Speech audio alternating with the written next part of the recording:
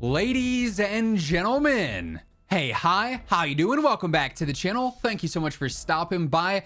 The Warzone 2 meta honestly really hasn't shifted a ton since day one. We've seen obviously some new weapons added in, and several of those new weapons have taken over some of the top spots. But in terms of what was usable back on day one, looking at the M4, the MP5, the Vaznev, so on and so forth, most of those top tier guns on day one are still top tier guns now. However, as it stands, in the small ways that the Warzone 2 meta has evolved since launch, there's been a major meta problem as of lately.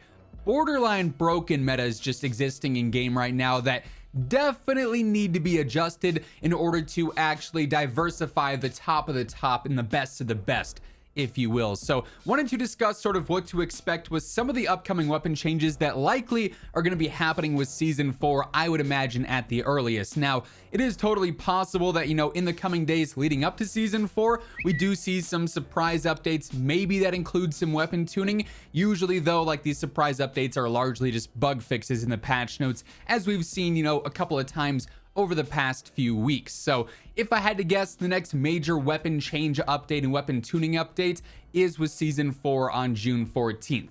So we got at least a couple more days still of some of the most broken metas currently in Warzone history when it comes down to just the pure stats.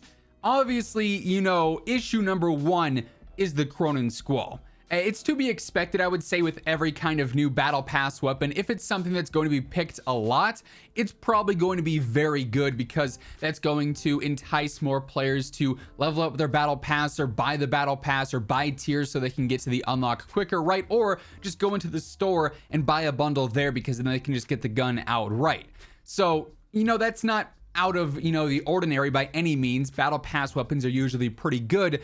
The Cronen Squall, though, is just on a different level, and this is no secret, right? I've covered the Cronen Squall several times with various different builds since it dropped, and every single one of them was better than the last. If you look at the actual TTK stats of the Cronen, obviously the devs have said, and we've covered this previously, they're for the most part very happy with the long range meta, because the TTKs are a lot more competitive and it's not instantaneous like some of the close range fights where you blink and you're in the gulag, right? Long range does take a bit more skill with some of the recoil factored in, and just because of how damage is now working against armor and whatnot. But then you throw the Cronen Squall into the mix, and it's not a competition whatsoever. I mean, if you look at this versus the other top rifles, things like the TAC 56, even some heavier hitting options like the Kastov 762, the Cronen is light years better. In fact, really the only comp to the Cronen in terms of pure TTK over long range is the RAL. But the RAL obviously has pretty severe cons in the way of its recoil, much like the Cronen's not being the most ideal, but also the RAL is nowhere near as versatile, nowhere near as competitive, because it's an LMG, it's slower in all regards, ADS, reload, sprint to fire movement. The Cronen Squall can flip between the full auto and semi-auto, each being insanely lethal, so you can sort of pick your poison there with how you want to engage certain fights. The thing is just absolutely busted, and 100% is, issue number one when it comes to the overall broken meta here in Warzone 2. So this is something that absolutely needs to be nerfed or needs to be adjusted in some way, shape, or form to balance it out with the other main meta options right now, because as it stands, nothing is competing with this thing, and that's why pretty much every single ranked lobby is just Cronen Squalls for the entirety, right? But that said, the Cronen Squall is not the only issue with the current Warzone 2 meta. There are a few other things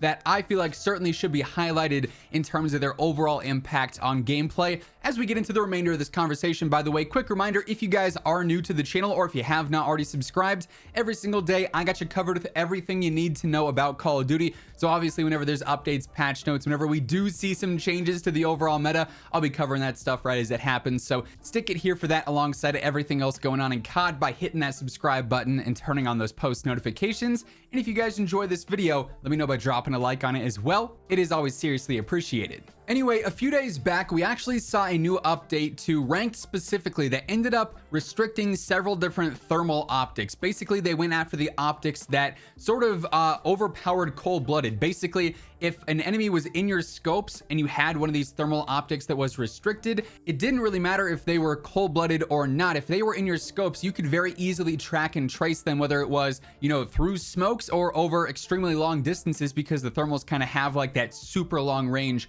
you know, option to highlight enemies. So they went ahead and they restricted some of those thermal optics, but that really, in my opinion, wasn't the main issue there. The only reason that those thermal optics were in play is because, at least in ranked, this is very much so more prevalent in ranked than it is normal gameplay, but smoke grenades are being spammed like crazy. They are being used for cover, to rotate through open areas. They're being used to shroud your team as you're healing and plating up, or to try and revive a teammate. Basically, there is no scenario in which smokes aren't useful. So obviously, once everyone started seeing the smokes being spammed in every match, everyone went to the thermal optics so you could clearly see players through those smokes. And then obviously it was discovered that yes, a lot of these thermal optics, it didn't matter if enemies had cold-blooded, you could still see them, but cold-blooded's not really a top picked perk, so that wasn't a huge deal, at least in my opinion. The main issue here lies with the smokes. They either, at least for ranked play, again, this doesn't really have as much impact in pubs. It's still there and it still exists, but nowhere near to the extent as it does in ranked. But I feel like you almost have to restrict smoke grenades at this point to balance things out. Otherwise, they are one of the biggest crutch items in the game. If you're not using them, you're at a disadvantage, right? So rather than seeing a lot of these optics restricted, I feel like the main answer there lies with adjusting these smokes just flat out. So that's another meta option that I do think could be adjusted here in season 4. Then finally, this is a strat that's existed in you know, pubs for some time, but now in ranked especially, again, it's really highlighted, I would say, and that is in-game vehicle spam, specifically helicopters in the in-game. Obviously, placements matters so much for getting that SR boost in rank, so you want to make it to the top 20, the top 10, the top 5, top 3, top 2. And if you are in the, you know, correct zone, which a lot of the times it does seem like there are many options where this is going to be a viable strat, you could sit in a helicopter, fly all the way up to about as high as you can, and just wait and hope that, yeah, someone might not shoot you down, but at that distance, they're going to be exposing themselves to the rest of the lobby, shooting straight up in the sky, revealing their pinpoint location. Everyone else can third party at that point, and unless your helicopter's getting fried, you can probably withstand a lot of those shots for some time and really cheese, not really engaging and just simply floating in the air until the end zone kind of forces you out, or you have to go and chow those enemies, right? So vehicle strats in the in-game probably need to be adjusted as well, because it is a meta in and of itself. Despite it not being, you know, a picked weapon or a picked perk, it is a strat that is wildly overpowered in the right scenarios, and those scenarios are not all that rare here in Warzone 2. So perhaps adding in a feature where, you know, vehicles are disabled past this zone or this time frame in the map could be a huge help with sort of balancing that out as well. So safe to say there are a few different areas of the general Warzone 2 meta that are pretty broken right now that certainly do need some adjusting. Again, I feel like season 4 is the best opportunity for a lot of this to be corrected and to be fixed in certain regards. So we'll have to keep our eyes out for any specific patch notes there. Of course, if any other updates happen, if any other news comes out regarding this stuff, you already know I'm gonna have you covered with all the latest details right as it happens. So stay tuned for all that. Be sure to hit that subscribe button and join us on the road to 1 million subs. And if you guys enjoyed the video, let me know by dropping a like on it as well. But that is effectively going to wrap things up for this one. As always, if you guys want to check out any of my partners, be sure to use code IMMORTAL for a spicy discount on all Gamer Advantage, G Fuel, and Control Freak products. And the links for all those can be found down in the description below. But once again, thank you so much for tuning in, and until next time, take it easy, have an awesome rest of your day, and I'll catch you guys later. Peace out.